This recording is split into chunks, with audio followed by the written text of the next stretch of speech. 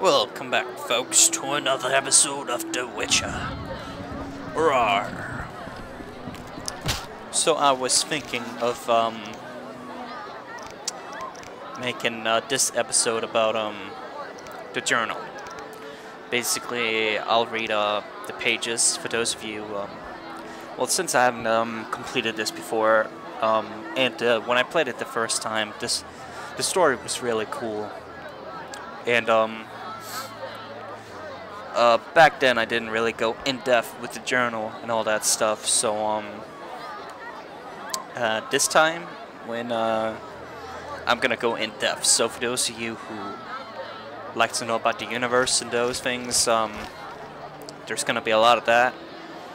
For those of you who don't and just want to see all the gameplay and stuff like that, if I manage to finish the journal entries this video, I'll post a time when I do. But if I don't, then this will be a full-on journal video. Whatever. So let's get started with the characters. Alvin. A boy named Alvin managed to escape the Barghest attack, which cost his foster mother her life. As a result of the shock, he started to divine the future and uttered the prophecy of Ifaline. I suppose Alvin is a source. He has magical powers he cannot control. Berengar. Vesemir mentioned a witcher who left Kaer Morhen before my arrival. His name is Berengar. Eskel. The calm and reasonable witcher from Kaer Morhen is my peer. Wonder how he got that disfiguring scar. Kelkstein. This absent-minded alchemist seems nice, but it's obvious that scientific theories are of greater concern to him than most of the prosaic aspects of life. Lambert. The young witch I met at Kaer Morhen sure has a biting tongue. He's rude, especially to Triss Marigold, who he addressed by her last name. Leo. Leo is the youngest of Kaer Morhen's residents. He's not a full witcher, though he had completed his training. He is not subjected to mutation. Leo comes across as a hot-headed whelp, but is also kind-hearted and good. It appears that Leo is somewhat fascinated with me. He has heard of the ballads about the White Wolf and now holds me in high regard. Leo was killed by the Professor, one of the leaders of the assault on Kaer Morhen. The boy was too hasty and inexperienced. I wasn't able to help him, even though I was right beside him. Mysterious Mage. The mage attacked Kaer Morhen in order to steal the Witcher's secrets hidden in the fortress. One of the leaders of the fortress forces that attacked Kaer Morhen was a mage so powerful that even Triss Marigold could not oppose him. The organization that he leads uses the symbol of a salamander.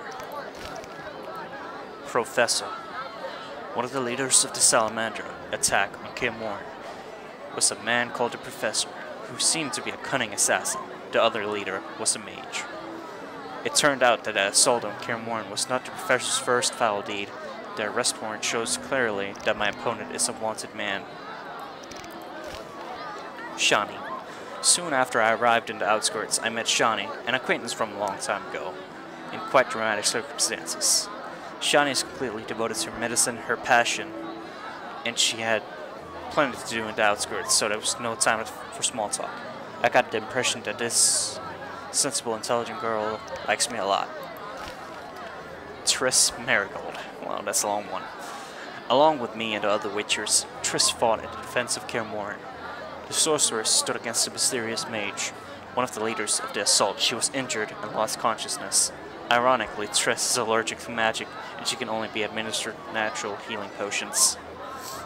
Triss Marigold is also my friend. She saw me die, and my return to the world of the living surprised her.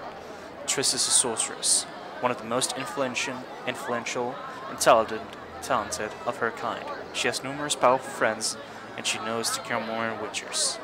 She's one of the few people who know the way to the fortress. I have a feeling Triss likes me a lot. After Leo's funeral, the sorceress teleported to Vizima. She decided to use her extensive contacts and search for information on Salamandra. Triss promised to find me as soon as I arrive in Vizima. Vesemir. Vesemir is the oldest and most experienced witcher, possibly older than Kaer Morhen itself. He spends each winter in the fortress and sets off on the road when spring comes, just like all the others. Despite his age, Vesemir is robust and lively. Many youngsters could envy him and his health. An excellent fencer, he was the one who taught me swordsmanship. He has raised many witchers, including me. His disciples treat him like a father. Leo was probably the old witcher's last protege. The boy's death shocked him. He was one of the few that survived the assault on Kaer Morhen. He's well aware of the magnitude of the hatred some people feel for witchers. Am I gonna read this? I might, but I'm gonna turn that away for now. Any monsters? Nope. The glossary. Catriona, a disease which quickly spread through all of the northern countries after the war with Nilfgaard. Those who suffer from Catriona die a terrible death. Their convulsions become stronger each day. They vomit blood and mucus and have bloody diarrhea. After a fortnight or so, they die in agony. Dwarves. Dwarves are shorter than humans, but tougher and more muscular. Male dwarves wear long beards. They are usually gruff, but can be merry, and are renowned for their stubbornness. Considered excellent craftsmen and warriors, many have earned grudging acceptance in human society. Still, it is not uncommon for young dwarves to join the Scoia'tael rebels to fight for more rights for non-humans, and an end to persecution. Etheline Prophecy. An old elven prophecy about the end of the world. The wolf's blizzard approaches. The time of the sword and the axe. The time of the white frost and white light. The time of madness and disdain. Tedaedra, the final age. The world will perish amidst ice and be reborn with a new sun. Reborn of elder blood and hen ikea of a planted seed, a seed that will not sprout, but burst into flames. Only rare individuals have the right to become mages, and many of those with this potential are doomed to madness, unless the individual in question, also known as a source, learns to control their power quickly.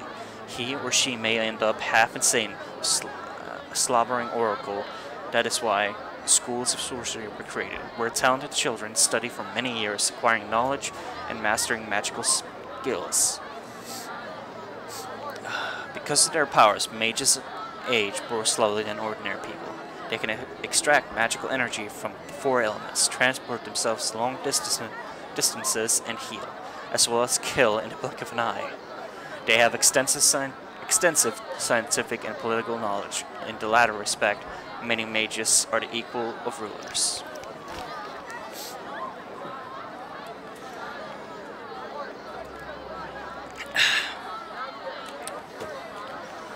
Medicine.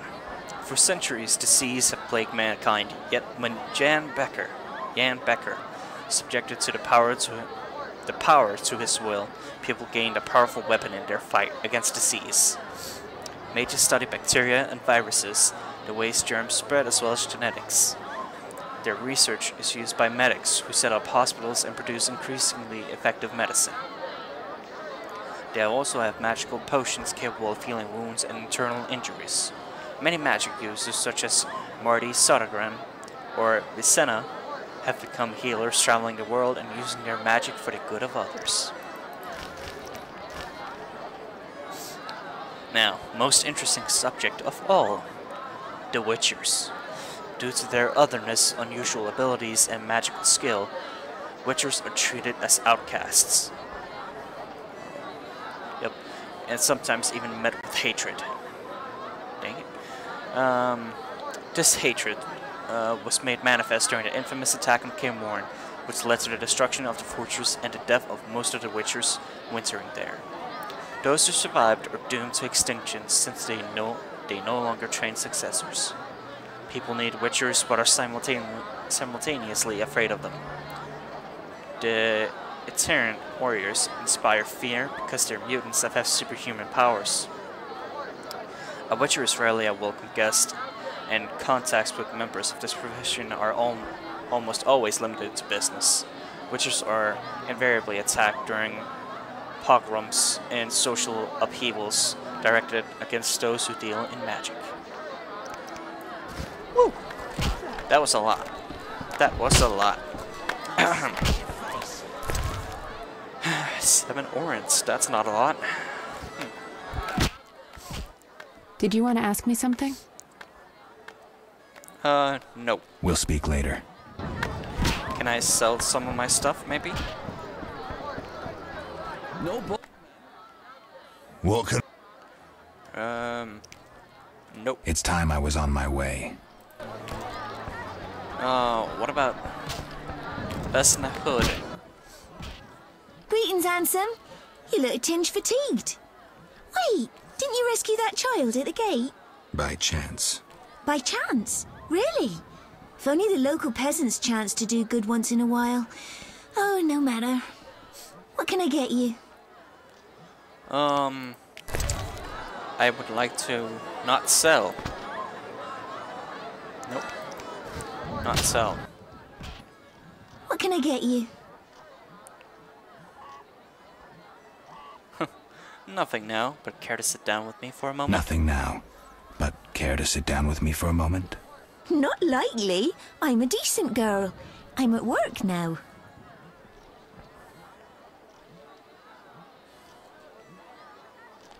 Don't be angry. Only a blind man could ignore you. Don't be angry. Only a blind man could ignore you. You sure know how to compliment a woman, sir. What can I get you? Beer? Beer. I'll bring it in a minute. You're quite a talker. Forgive me. Your beauty rendered me speechless. Forgive me. Your beauty rendered me speechless. Oh, but you know how to compliment a woman, handsome. Oh, I thought you were gonna give me a beer. I have to buy it. That's kinda not cool. Now I remember Flint starts campfires, right? It does, I think so. And I have a lot of flint, so let's meditate until dawn and get on the road.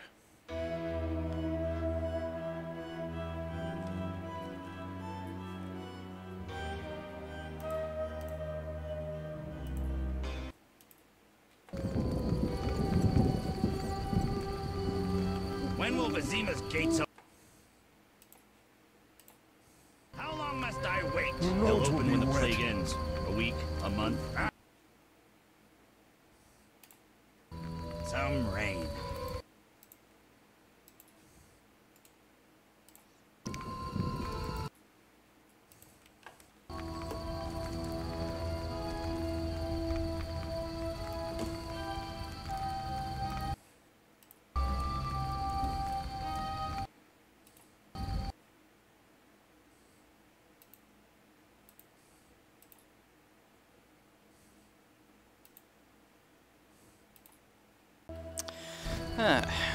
Oh well, game crashes. Always fun. Oh yeah. But anyway, Be alert. I think I have less than a minute left anyway. I was gonna check my... Whew, that's a lot of talents. Oh well. Alright folks, I am gonna cut it off here, so thanks for watching. Leave a comment and tune into the next one. Thanks for watching, folks.